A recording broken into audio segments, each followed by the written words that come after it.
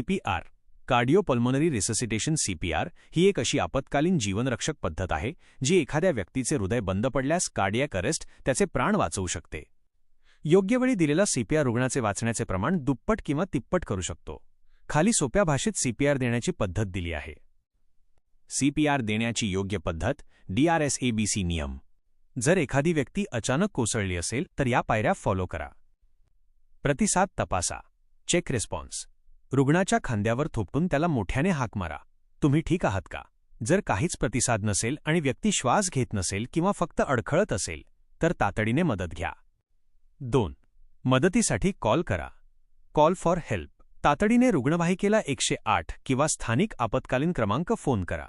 जवळपास कोणाकडे AED automated external defibrillator machine असल्यास ते मागवून घ्या. 3.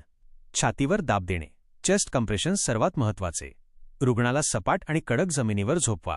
तुमच्या एका हाताचा तळवा रुग्णाच्या छातीच्या मध्यभागी ठेवा आणि दुसरा हात त्यावर लॉक करा. वेग दर मिनिटाला 100 ते 120 वेळा दाबा. उदा. स्टेन अलाइव्ह गाण्याच्या तालावर. खोली. छाती किमान 2 ते 2.5 इंच खाली दबली पाहिजे. प्रत्येक दाबानंतर छाती पूर्णपणे वर येऊ द्या.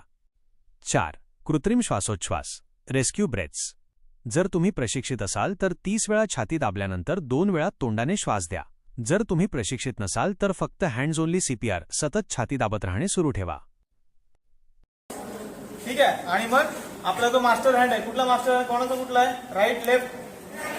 राईट. ओके. जो राईट आहे तो मास्टर हँड सेंटरमध्ये ठेवायचा आहे. त्याच्यानंतर लेफ्ट हँड पोशन द्यायचं आणि जी आपली बॉडी आहे ती 90 डिग्री ठेवायची आहे. पहिले आपल्याला 2 ब्रीथ दिलेत आपण. ओके. बघा, नाक बंद करायचं आहे, शिन ओपन करायचं आहे. 2 ब्रीथ दिले. त्याच्यानंतर रिप चेक करून सेंटरला यायचं आहे. 90 डिग्री बॉडी ठेवायची आहे आणि 30 कंप्रेशन द्यायचे. आणि लक्ष तुमच्या समोर नाही पाहिजे, इकडे तिकडे नाही जायला पाहिजे, त्याच्या समोरच जायला पाहिजे. कारण की का त्याच्या समोर लक्ष द्यायला पाहिजे?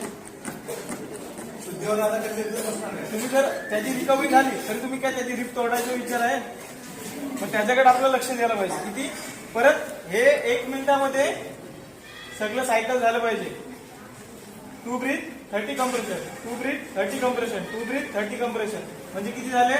6 ब्रीथ 90 कंप्रेशन. मग कधी कधी 72 कंप्रेशन आपले व्यवस्थित बसतात.